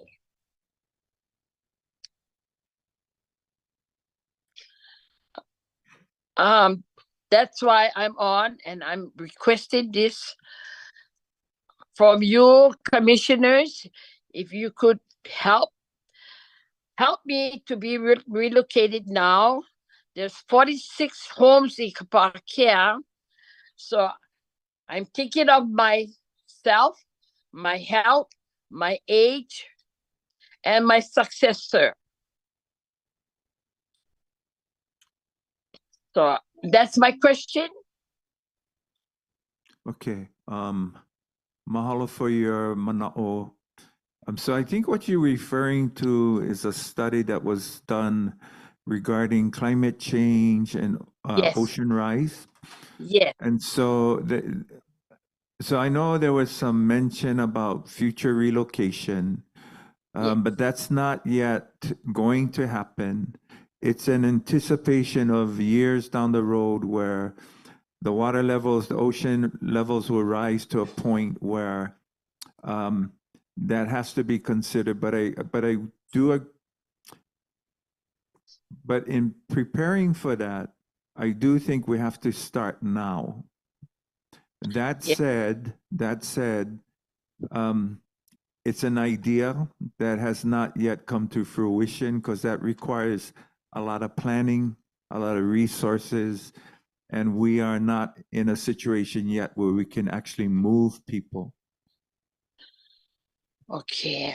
I know there's open lots up at Kalama Ulamauka. And if I could be transferred, relocated up to Kalama Ulamauka, and living in Kapake and seeing the king tides come over the front property, the own lessees that facing the ocean, and that water come right over into the yard. And then in one of the streams, there's two streams, but that one stream I'm going to talk about, they diverted that stream because they built they had backfilled Kapakia grave, and that's where our cemetery, the cemetery is. So they relocated, and then that stream that the water come in from the ocean, it comes between the two lessees, the home, and then it goes across the street in the middle area. That's where I live, in the middle area, and the water go over the road into the stream, and there's two houses on the right and the left, going Mauka, going towards Mauka, and one yard, Mr. Greenleaf's yard, the water come all the way halfway to his house, and I said, oh my God, we gotta do something. So I don't want to wait to be relocated. I want to start moving now. Okay, so your request is noted, but want to check with any other commissioners if they have questions. Yeah, aloha Leilani. Glad that Aloha. how are you? Glad that you have an opportunity to testify on this matter in Kapaakia. I'd just like to ask maybe staff, regarding some of the concerns that she's bringing up regarding king tide or even the flooding issue, being that it's consistent for these residents. Will that take preference in having them be relocated with existing inventory with the department? Let's say for like Kalamula Mauka, is that something that can be done? Is someone able to speak to that issue? This is a safety issue, Yeah. and it's constant. Hello, Commissioners. Juan Garcia, Homestead Services Division Administrator. I'm aware that Land Development Division is currently doing a hydrology study. That is still in the works. When and if that study comes back, and if the findings are that it requires relocation, then we'll come to that juncture when we get there. Lessees currently do have the ability to request. Currently, any lessee throughout the state currently has the ability to request for relocation, and this commission has granted on some occasions the lessee's request for relocation, and the justification for relocation is usually tied to what Commissioner Helm has stated, health and safety. So this testifier could submit a written statement. We could review and investigate the request and bring that request to the commission for consideration. Okay, so thank you, Juan. So what is being described, it's not just imminent, it's already occurring. She's already affected. So I would encourage you, Jesse, to file and work with the department. One, if we can kokua her on the path forward. Juan, you got a letter. I wrote a letter when you came to Molokai. Oh, were you the one that, I'm sorry, Auntie. Yeah, I was the one that submitted that letter when you came for the kupuna, the aluniki. That's correct. Yeah. And Juan, it's really bad. It's getting worse. It's the flooding from the mountain and the water from the ocean. It's bad. This year, when we had that big flood, everybody's property got damaged. Homes got damaged. Water went into every one of us, our yards. And my yard, everybody's yard was like a swimming pool because the water came from the mountain and the water came from the ocean. And You know, when things like this was the worst we ever had on this flooding in Kapakia. I seen water come down from 1960 when rain, the water come down from the mountain and goes into the two streams, and it floods behind where I live in the middle area. The water affects the homes in that area, mine and the beachfront, and it goes all the way down to the west side. And it's been going on for many years.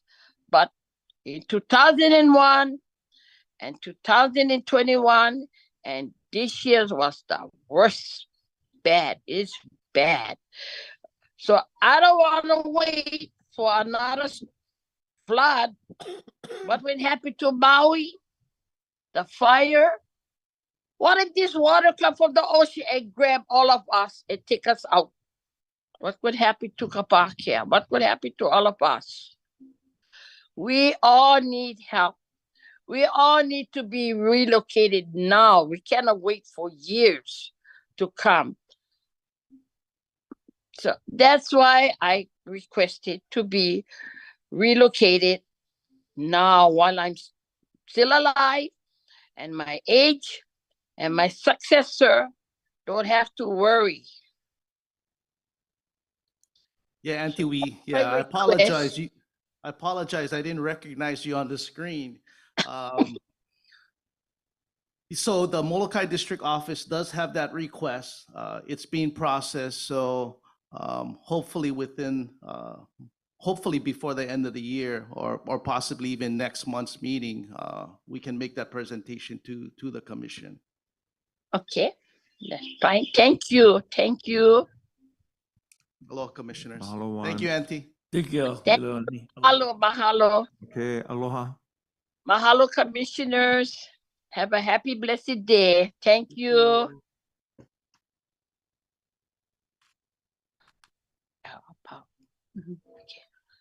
The next one.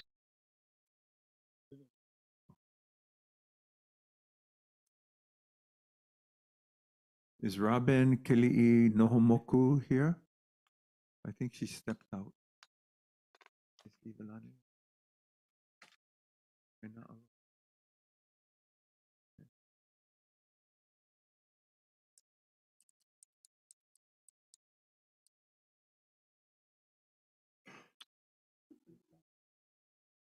We're going to take a recess for 5 minutes.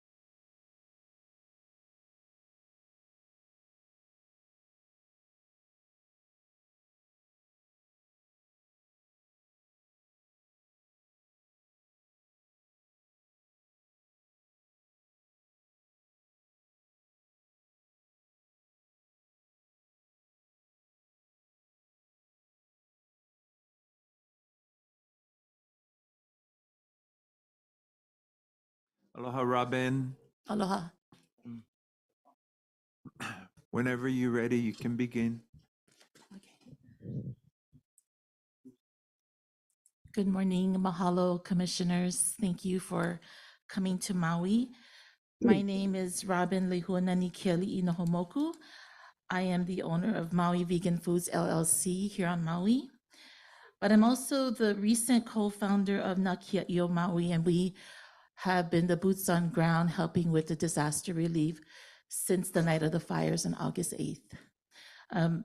My partner is not here today because she is at the Tent City, which is our new homeless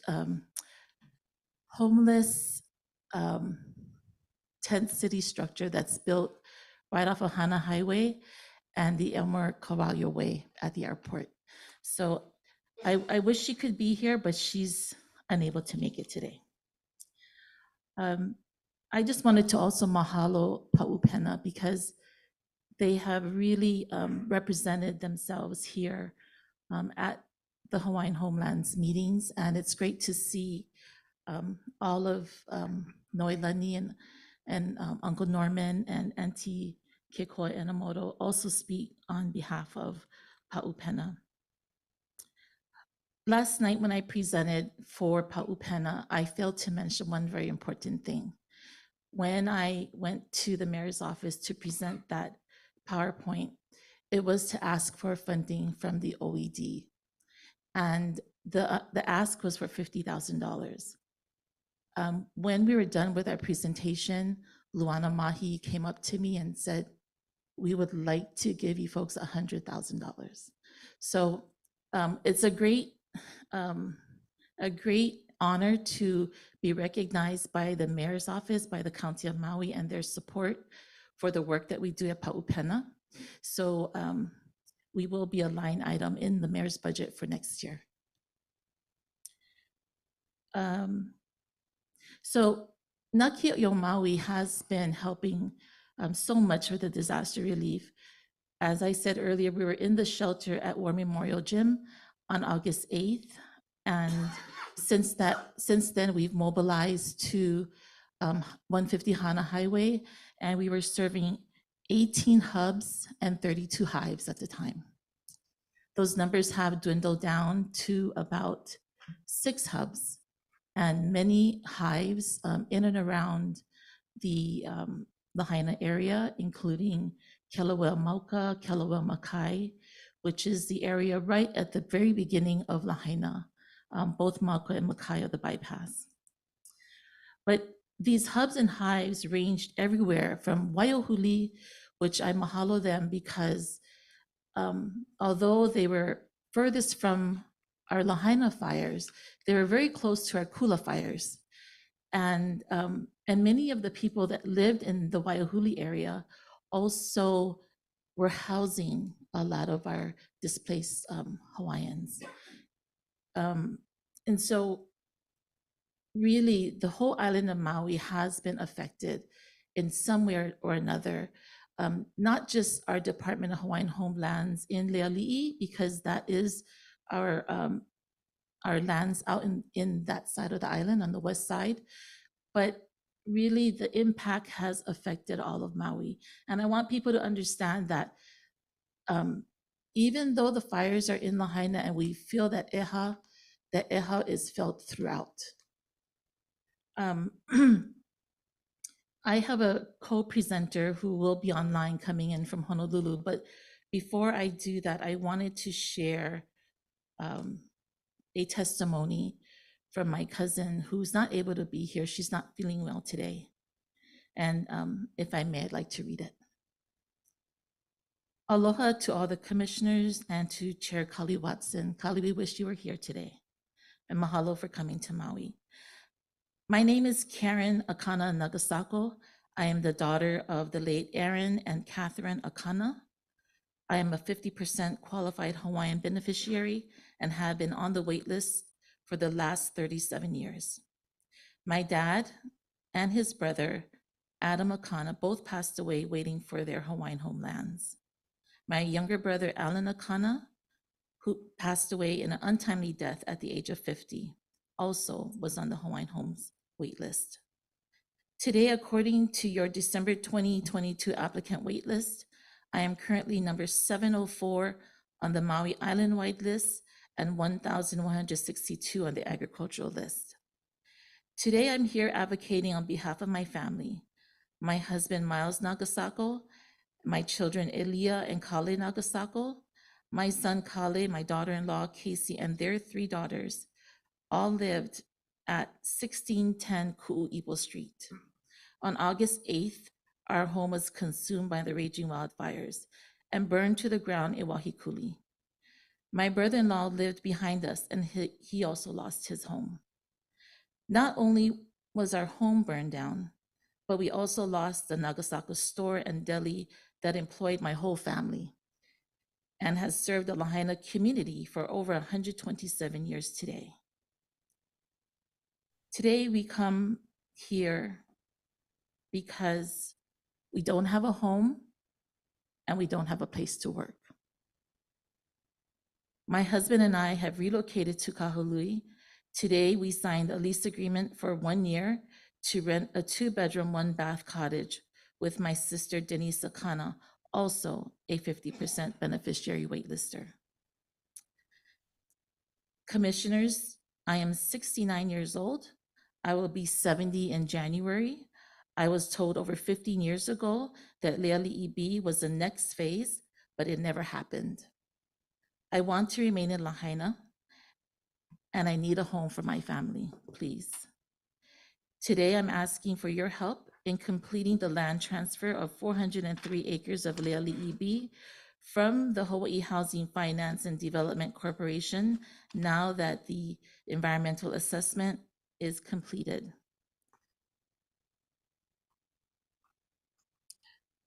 I'm hoping that this can be done urgently since we are in a crisis, and that homes can be built for waitlisted applicants like myself who have patiently waited decades for our Hawaiian Homes Award.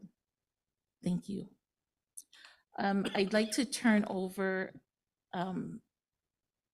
my time to Adam Lee. He is coming in live via Zoom. Adam Lee is from Oahu. He is a philanthropist, a real estate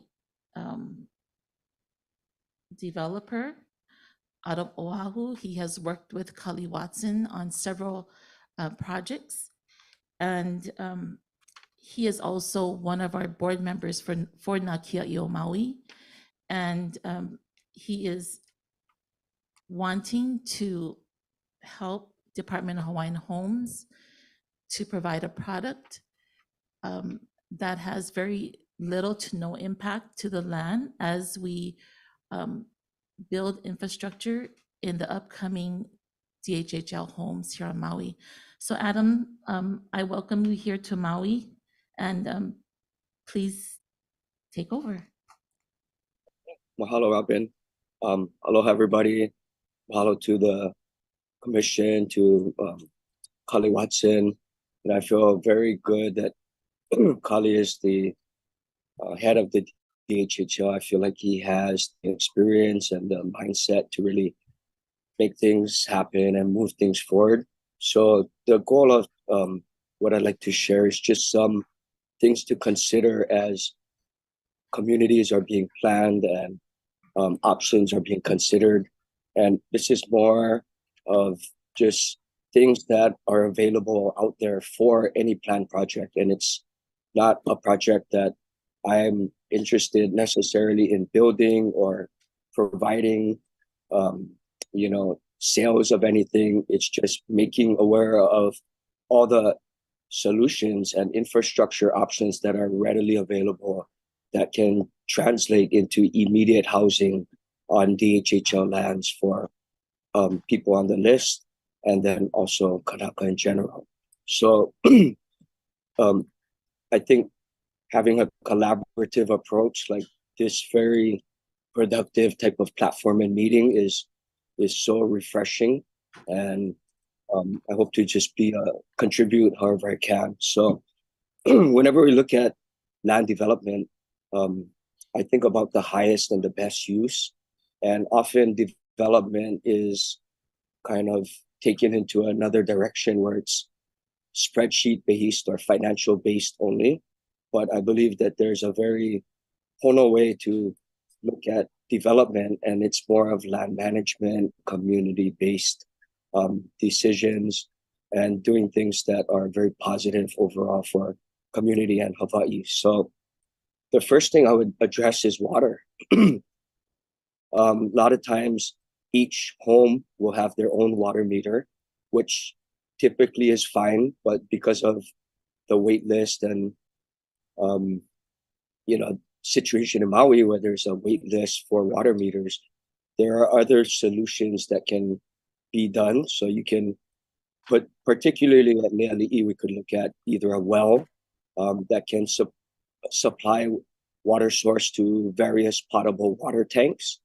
And the Big Island being off-grid, they have a lot of really advanced and proven water tank systems and filtration systems. So you could have a well or a city and county ag water meter or both, and those could automatically fill up water tanks and have a reservoir of potable water for the whole Leali'i community. And then from those tanks, each one is piped in to the various homes, but they have a very reliable source of potable water that is connected to the grid if it's city, but also there's a backup for well. So for water, there's really no reason to not be able to move forward. And water is the key to the start of looking at any type of housing. So in Leali'i, I believe there is water from city available and also potential for well. And on each of these infrastructure items, we can dive deeper into it, but there are solutions for each one. For electric, obviously we could go on the grid to Maui Electric, pay for meters for each home and just be on the grid with solar and inverters and batteries as the initial source of power. But if there wasn't enough sun that day or the battery runs out, it could still be powered by the grid as a backup. And then there's always the potential to just go completely solar and power up each home and the common areas with a fully off-grid system, which again, Big Island is a great example to look at of the potential of strictly off-grid systems for power. So now we have water, we have power, and when we think about power, a smart way to look at it is appliances. So a lot of time appliances will take up a lot of power, either dryers or stoves or ovens, microwaves. But nowadays they have fully propane appliances that require no electric. So no solar, no Maui Electric, no power, just strictly 5-gallon, $25 propane tanks can run a fridge for a week. So if a fridge, if we can keep the capacity of the solar or the grid requirements lower from the beginning, then that's a good civil engineering type of design. And then all the common areas can have their own solar system. So you just have a solar system for each home so they know how much power they have. And then you have one for the common areas, which is the access driveway, common area lights, walkways. So that can also be off the grid and immediately implemented. And so we really are thinking, how do we speed this process up? Is we implement all the things that are available today. We can go pick it up today and start. The next thing would be wastewater. So the options for wastewater are we could attach wastewater holding tanks to each home and have each home pumped and have it be cam locked. So the pumper and everything is up to DOH standards. And then that pump truck would take it to a treatment plant. But that's kind of like the pumps coming every week and it becomes a little bit not as clean as it could be. There are very advanced wastewater systems that are on site, so you can treat all the waste on site. It's not a septic system. There's no leach field, and then just the solids are removed. And those are all Department of Health approved, and they can service hundreds of people with one system that is only the size of a 40-foot container. So those systems are available. So now we have our water, our wastewater, our power, and our common area, and we're akamai with our appliance and energy use. And then we think,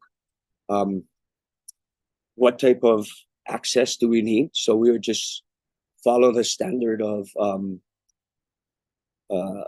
traffic review branch in Maui Department of Planning, and have them look at the site plan and make sure that for fire access, fire turnaround, there's the proper width requirements. So we'd be following existing guidelines for every type of safety and construction issue. And then there are options for homes that are much bigger than tiny homes. I feel like the home should be of regular size. If you're waiting on the list 37 years, and then you get a tiny home, it's a little bit falls short. But if the homes are regular, able to be built quickly, and possibly we think of longer term construction, but there are options that can be built in 90 days that can provide 900 square foot, 1,000 square foot homes at a very speedy construction that can all be done by Maui contractors. So we can put people back to work, follow all the code, and keep everything very economical. So the savings goes back to the beneficiary. Adam, Yes. excuse me, we've used up our time. Oh, okay. But, But main thank thing- you very much for joining us today. Thank you. Mahalo, Adam. Thank you. Robin, Yes, you have contact information for Adam. I do. Can I- you provide that for me? Yes, I Thank you. can. Thank you. Thank you Okay. very much. Mahalo. Mahalo. Thank you, Adam. Thank you very much. Mahalo. Okay, next one up is Aina Aloha Ioane. Aloha mai kako. Aloha. Thank you very much for the opportunity today. Aloha e komaui me ke aloha palena ole. I would like to take the opportunity to provide an update for Maha and the Kings Landing Settlement Plan. And I'd like to begin with thanking the Planning Department for these past few weeks workshops in Kings Landing. It provided us as a community an opportunity to begin these healthy community-based decisions and management for our Aina. And it empowered us. It provided us an opportunity, a much more enlightening opportunity as a community. Mahalo nui. As I've been listening to some of the testimonies before me, I've been hearing community effort towards, self-sustainability and towards community management of our resources on Department of Hawaiian Homelands. And I feel a sense of lahui camaraderie towards this continued effort. And so mahalo e ka lahui. I'd like to ask for an update from the Provisional Investigative Group on Kings Landing that were tasked with the settlement plan, but also with looking into the options of undivided interests, as well as the continued security concerns in Kings Landing. We all understand and know through this time that when the department goes through transitional changes, that the security at Kings Landing has been increasing. The need for security at Kings Landing has been increasing, and that the security issues faced within Kings Landing also affects a larger community, with our county park being right outside of our Kings Landing gate. And so I'd like to ask for land management and for Kahana Albino and Land Management Division to please reach out to Maha to provide us an update towards this security of Kings Landing. I'd like to end with Aleo of Kako'o and Ha'aha'a for our ohanas in Maui. And I'd like to mahalo the department for this time and opportunity. Aloha. Mahalo, Aina. Aloha. Commissioners, you have any questions for Aina? If not, mahalo for being here today. And we will ask the department to follow up on your requests regarding security. Mahalo nui. Aloha. Okay. Aloha.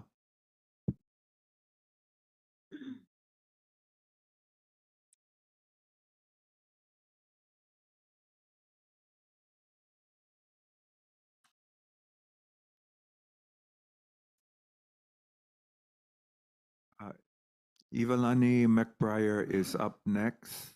We have some additional names on here. Ivalani, if you can hear me, are these names, are these people going to join you in your testimony?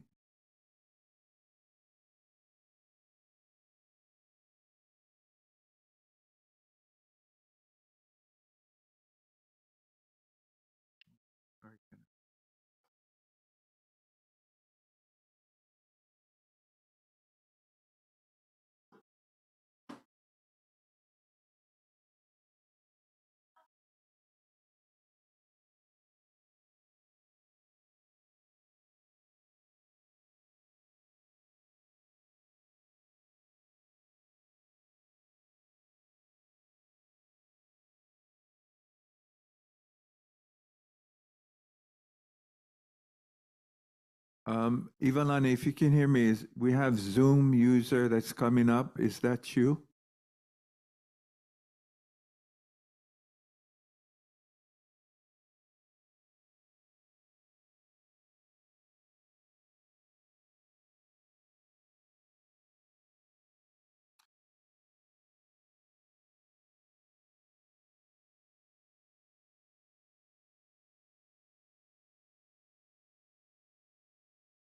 Aloha Lani Smith, you want to testify?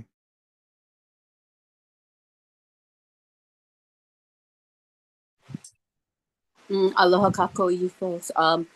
No, we decided that our voices were heard in Hana for the preference for lineal descendancy, and we felt that it was a good turnout because everybody was on key. Nobody was grumbling or saying anything other than moving forward.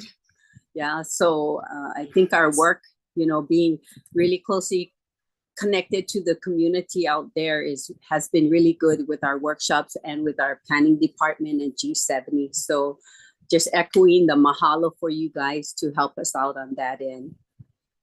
That's all I have. Thank you. Okay, aloha mahalo for that. And I would agree. I think the community, as a result of those years-long effort to plan for Wakio, the participation was good because everybody has been engaged and they have been seeking out the answers as we move forward toward an EA. So thank you. Mahalo. Okay, so we have come to the end of today's agenda. Mahalo nui for participating. Mahalo to Paukukalo Homestead Association for the mea'ai. The next commission meeting is on November 19th on Lanai and November 20th, and 21 on Oahu. We are recessed for the day. Aloha and mahalo. Yes,